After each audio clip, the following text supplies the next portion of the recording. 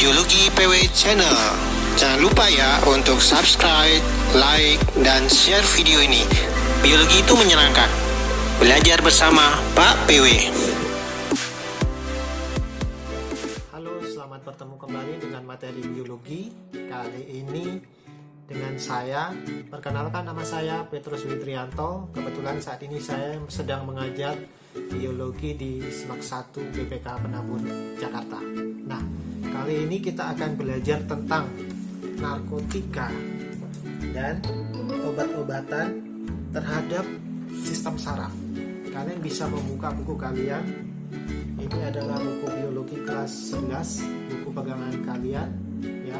Silahkan dibuka bukunya halaman 280. Ya, baik, kita langsung saja akan memulai materi kita, yaitu tentang pengaruh obat-obatan dan narkotika terhadap sistem saraf. Saya yakin kalian sudah belajar tentang sistem saraf, jadi untuk bagaimana cara kerja sistem saraf pada tubuh kita itu saya tidak akan jelaskan lagi, tetapi saya di sini akan lebih fokus menjelaskan apa itu obat-obatan dan narkotika dan bagaimana pengaruhnya terhadap sistem saraf kita.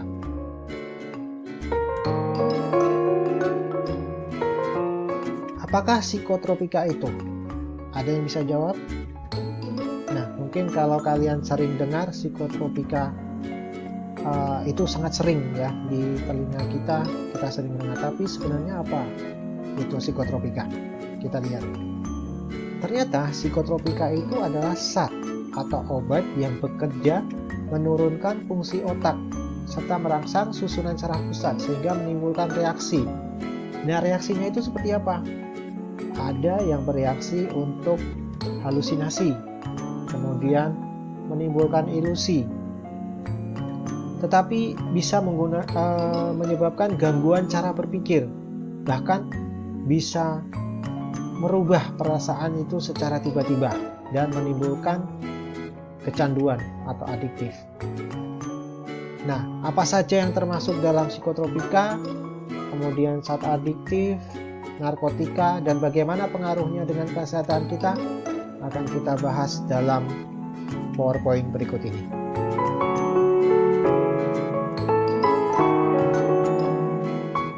Sebelum memulai, seperti biasa, saya akan menjelaskan kompetensi dasar yang akan kita kuasai kalau kita sudah belajar tentang obat-obatan dan narkotika.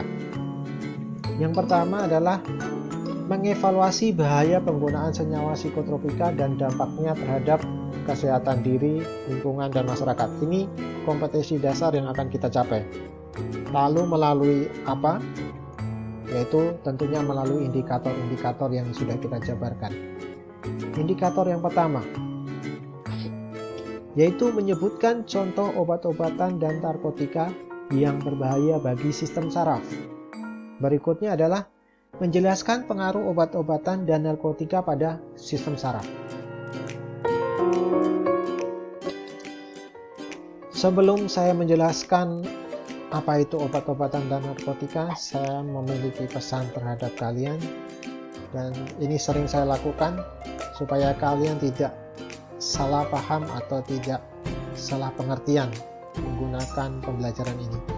Jadi gambar yang ada di PowerPoint ini semata-mata hanya untuk menjelaskan atau memberikan pemahaman kepada kalian, karena yang saya jelaskan saat ini adalah obat-obatan terlarang. Jadi kalian dilarang untuk mencoba di rumah ya. Kalian cukup tahu bagaimana efeknya kalau menggunakan obat-obatan tersebut. Kalau itu berdampak sangat negatif, jangan digunakan ya. Jadi kalau kalian mau menggunakan obat, lebih baik konsultasi terlebih dahulu dengan dokter kalian. Yang pertama, saya akan membahas zat adiktif. Apa itu zat adiktif? Yaitu zat yang pemakaiannya dapat menimbulkan ketergantungan fisik yang kuat dan ketergantungan psikologis yang panjang. Perlu digarisbawahi di sini adalah ketergantungan fisik dan ketergantungan psikologis. Nah, ini adalah contoh gambar yang orang yang sudah mengalami kecanduan. ya.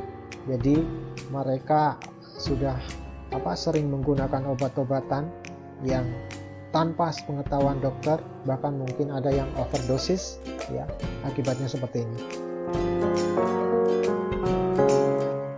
Zat aktif dapat saya kelompokkan menjadi seperti ini. Yang pertama adalah kelompok narkotika, kemudian yang kedua adalah psikotropika, dan yang ketiga adalah zat adiktif lainnya. Dalam hal ini yang akan saya bahas hanya beberapa.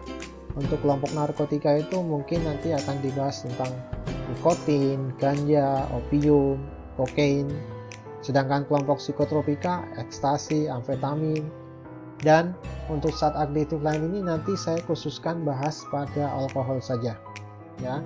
Untuk obat-obatan seperti ini sebenarnya banyak sekali, tetapi kita akan fokus pada ini saja. Dan saya akan menyesuaikan dengan buku panduan atau buku cetak pegangan kalian. Nah, untuk sifat kerja dari zat adiktif ini adalah sebagai pertama, depresan. Contohnya adalah ekstasi dan sabu-sabu. Kemudian stimulan, itu contohnya kopi, rokok, alkohol. Dan halusinogen, contohnya adalah ganja, morfin, dan heroin. Lalu depresan, stimulan, dan halusinogen itu apa? Nah, kita akan jelaskan berikutnya. Depresan itu fungsinya menekan sistem saraf. Dalam hal ini adalah sistem saraf pusat, ya, sehingga mengurangi aktivitas fungsional dalam tubuh. Kebalikannya adalah stimulan, ya. Ini adalah lawannya, ya, dari depresan, lawannya adalah stimulan. Kalau stimulan itu sebaliknya, dia merangsang saraf pusat untuk meningkatkan kegairahan, ya, serta meningkatkan kesadaran. Jadi hidupnya menjadi semakin bergairah dan bersemangat tanpa ada rasa lelah. Itu stimulan. Kemudian untuk halusinogen, ya, kalau halusinogen ini merupakan obat alamiah atau sintetis yang menyebabkan adanya penyimpangan persepsi, ya, penyimpangan persepsi termasuk halusinasi seperti mendengar ada suara padahal tidak ada suara, kemudian melihat sesuatu tanpa ada rangsangan, ya. Ciri-ciri orang yang mengalami halusinasi yaitu hilangnya kesadaran akan ruang dan waktu, kemudian adanya perasaan curiga dan was-was, ya. Contohnya adalah akibat dari penggunaan ganja, kecubung, ini yang tradisional, ya. Kemudian psilocybin, ini bahan yang ada di jamur, ya, itu bisa mengakibatkan halusinasi.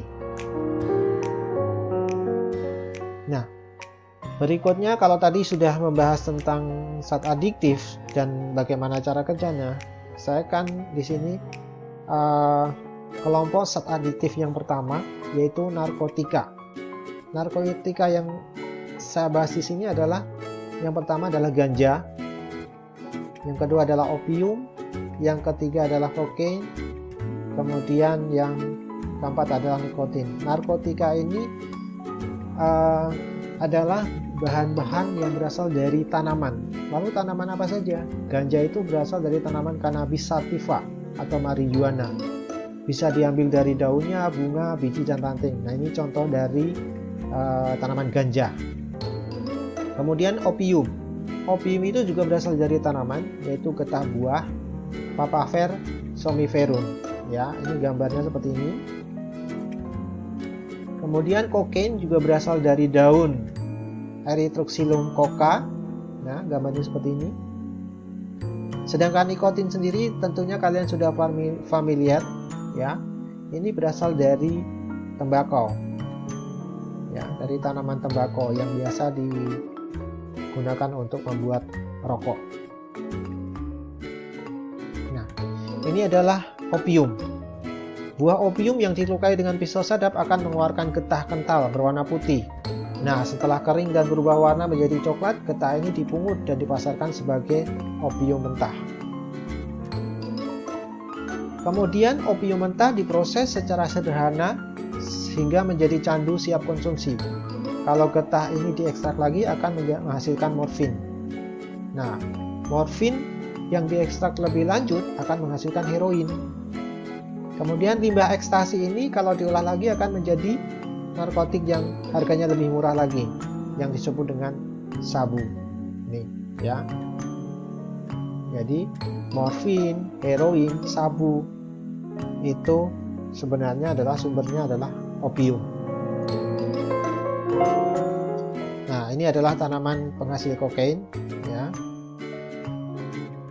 Kemudian ini adalah tanaman penghasil tembakau atau Nicotiana sp. Nah, kita akan membuat rangkuman bagaimana gejalanya pemakaian dari narkotika tadi. Yang pertama adalah ganja.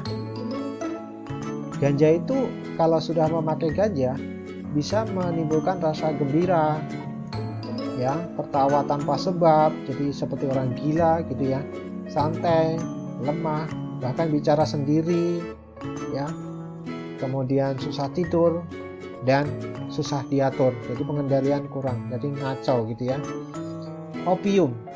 Opium juga bisa menimbulkan rasa gembira, tertawa berlebihan, bicara sendiri, ya. Ini rata-rata sama ya gejala pemakaiannya. Jadi kalau kokain suka bicara, kemudian gembira, berlebihan dan gembira berlebihan maksudnya ya, dan gaduh, gelisah, ya. Begitu juga dengan nikotin, ya. Kalau nikotin ini bisa mengakibatkan daya pikir menurun, kemudian bicara dan tindakannya menjadi lambat.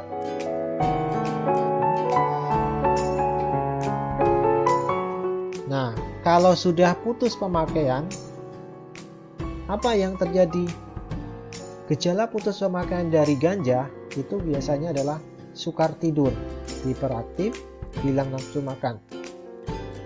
Sedangkan gejala putus pemakaian opium sering menguap, kepala berat, mata basah, hidung berair, dan juga hilang nafsu makan. Kokain begitu juga. Kalau sudah putus pemakaian biasanya adalah gelisah, sukar tidur, kemudian muntah, berkeringat. Nah, nikotin itu bisa mengakibatkan pusing dan sulit berpikir. Maka orang sangat susah sekali untuk melepas atau tidak merokok kalau sudah terkecanduan untuk merokok gitu ya, karena dia merasa pusing, kemudian sulit berpikir. Nah, apa yang terjadi kalau overdosis?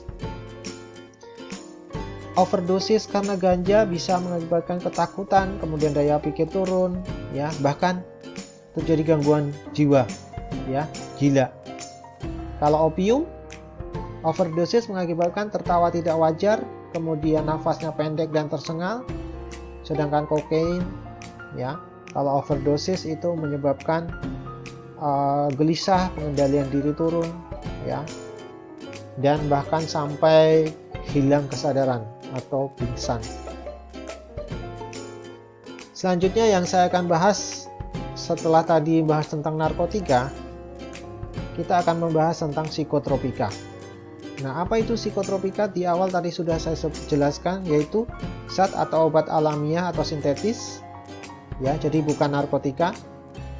Berkhasiat psikoaktif melalui pengaruh pada susunan saraf pusat yang menyebabkan perubahan khas pada aktivitas mental dan perilaku.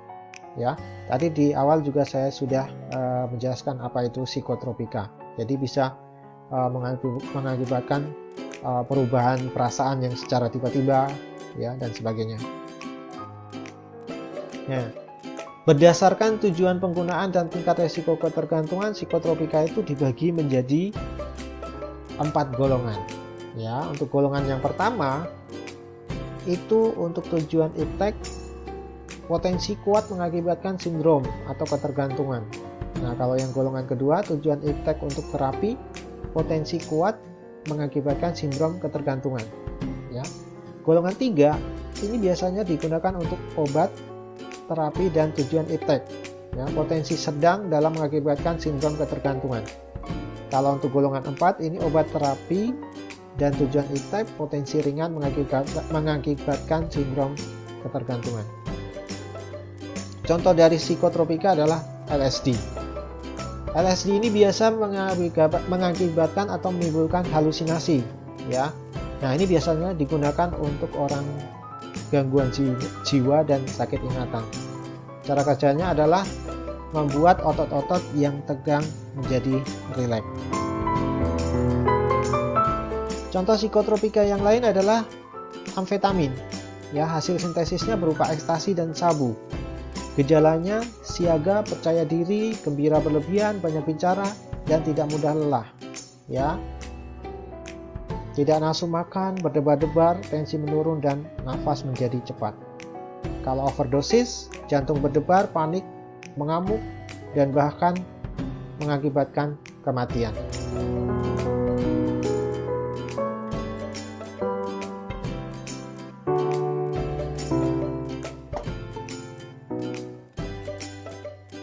Nah, untuk bahan adiktif yang lainnya atau yang terakhir adalah alkohol yang ingin saya bahas.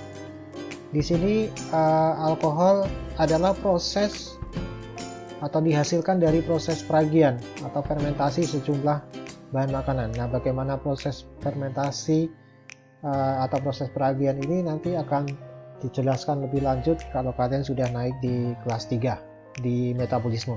Kalian nanti akan diajarin bagaimana proses atau tahapan fermentasi. Bahan yang biasa digunakan untuk menghasilkan alkohol adalah biasanya adalah yang mengandung karbohidrat.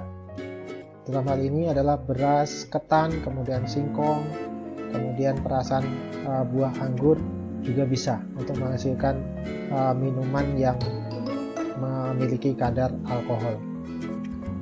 Sebenarnya fungsi utama dari alkohol itu adalah untuk disinfektan atau mensterilkan alat-alat. Tapi bisa juga digunakan untuk minuman. Nah, untuk minuman ini biasanya kalau penggunaannya secara berlebihan bisa mengakibatkan kecanduan dan juga bisa mengakibatkan penyakit.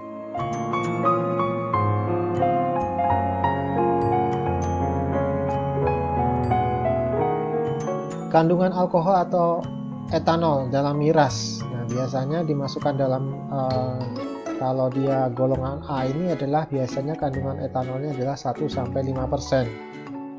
Kemudian kalau golongan B itu etanol 5-20%. Sedangkan golongan C itu minuman yang mengandung alkohol atau etanol sebesar 20-50%. Gejala pemakaian alkohol, biasanya orang yang sering mengonsumsi alkohol secara berlebihan itu perasaannya selalu gembira, kemudian pengendalian diri turun atau keseimbangan tubuh jadi jalannya mungkin sempoyongan atau istilah orang biasa disebut dengan mabuk, itu kalau terlalu banyak minum alkohol, ya. Kemudian juga muka mengalami perubahan warna, biasanya adalah warna kemerahan. Nah, kalau putus alkohol atau berhenti minum alkohol, itu biasanya tubuh akan mengalami gemetar, kemudian muntah-muntah, bisa juga mengalami kejang, susah tidur, dan bahkan bisa mengalami gangguan jiwa. Nah, kalau sudah overdosis, apa yang terjadi? Biasanya orang akan mengalami gelisah, kemudian tingkah lakunya sudah tidak terkendali atau kacau, ya. Kemudian biasanya ngomong ngelantur atau bicara sendiri, ya. Nah, secara keseluruhan narkotika, psikotropika, dan alkohol itu kalau digunakan secara berlebihan, ya, atau tidak sesuai dengan aturan, itu memiliki dampak negatif. Dampak negatifnya itu apa saja? Kita akan rangkum sebagai berikut, ya.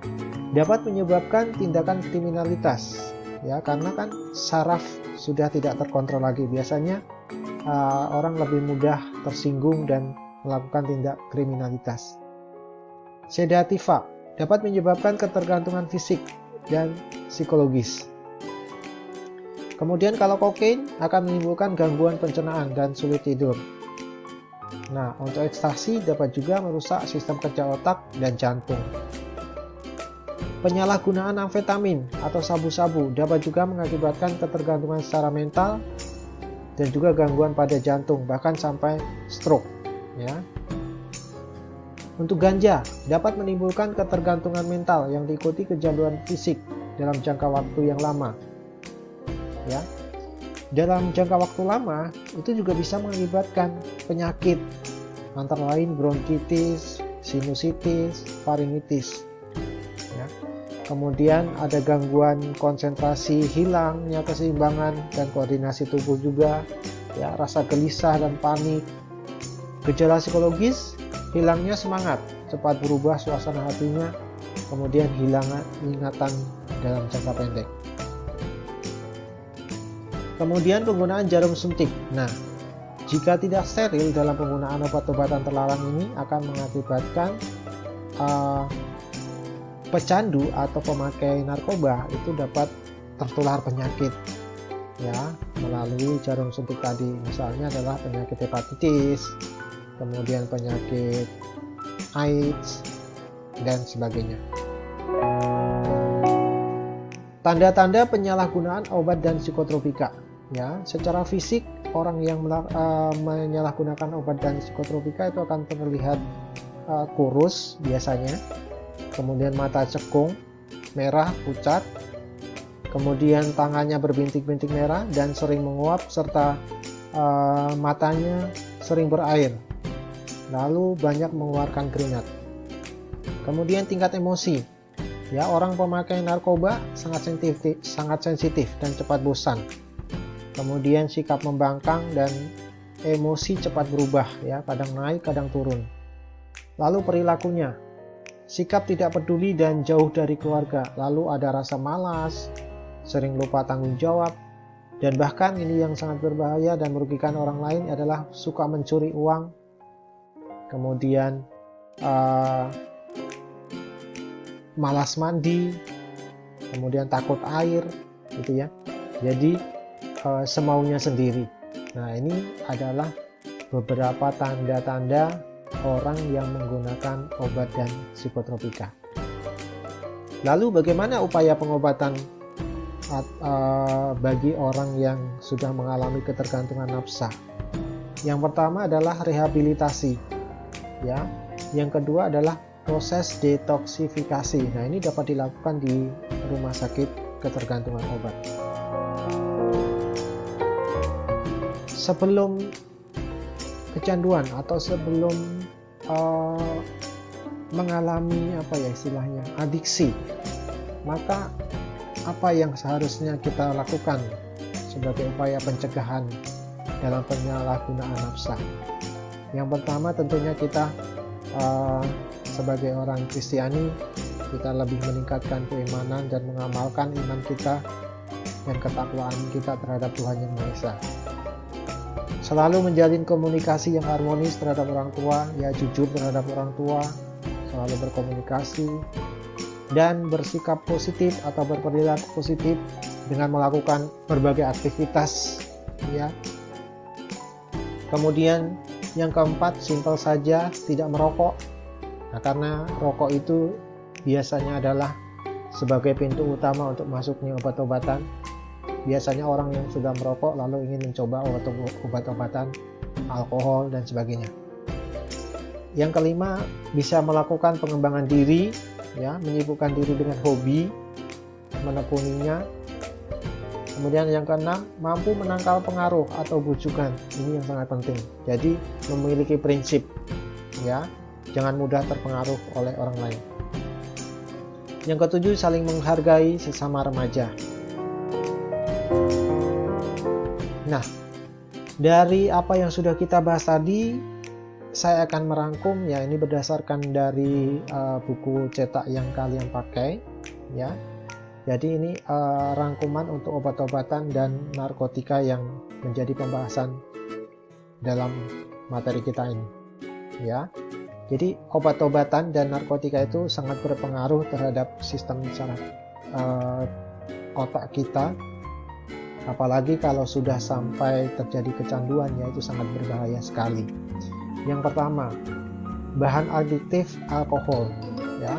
Sebenarnya alkohol ini lebih efektif digunakan untuk desinfektan, ya, sebagai obat luar, ya.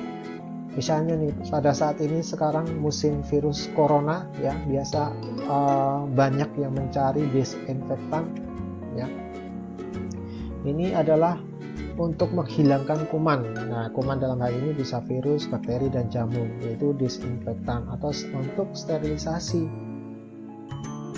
Tetapi alkohol bisa juga digunakan untuk subdepresan, ya, dan dapat menimbulkan adiksi fisiologis apabila itu diminum, ya, dalam minuman yang beralkohol. Yang kedua, narkotika. Di medis, itu narkotika sangat dibutuhkan, terutama untuk menghilangkan rasa sakit dan menimbulkan ketenangan bagi orang yang sakit. Tetapi kan harus dengan resep dokter. Yang pertama ada opium, morfin dan kodein, kemudian heroin dan kokain, ya. Kalau mau operasi biasanya dikasih kokain, ya, sebagai anestesi lokal atau obat bius. Yang ketiga, Valium. Valium ini menimbulkan rasa tenang, santai, dan tidak ada beban. Nah, ini akibatnya adalah adiksi fisiologis, ketagihan. Amfetamin ini sebagai obat perangsang sehingga tetap terjaga, ya, atau stimulan. Kemudian yang kelima adalah bahan penikmat. Yang tergolong bahan penikmat seperti tembakau, yaitu nikotin, kopi, kafein, ya, teh, tein, dan coklat, teobromin. Nah, ini bisa mengakibatkan kecanduan fisiologis. Ya, demikian presentasi saya tentang psikotropika dan pengaruh obat-obatan terhadap sistem saraf kita. Semoga bisa dipahami dan bisa membantu kalian dalam membahas materi sistem saraf. Dan pesan saya, jangan sekali-sekali untuk mencoba obat-obatan yang memang dilarang tanpa sepengetahuan dokter, karena kalian sudah tahu akibatnya. Ya, sampai ketemu lagi di materi selanjutnya. Terima kasih.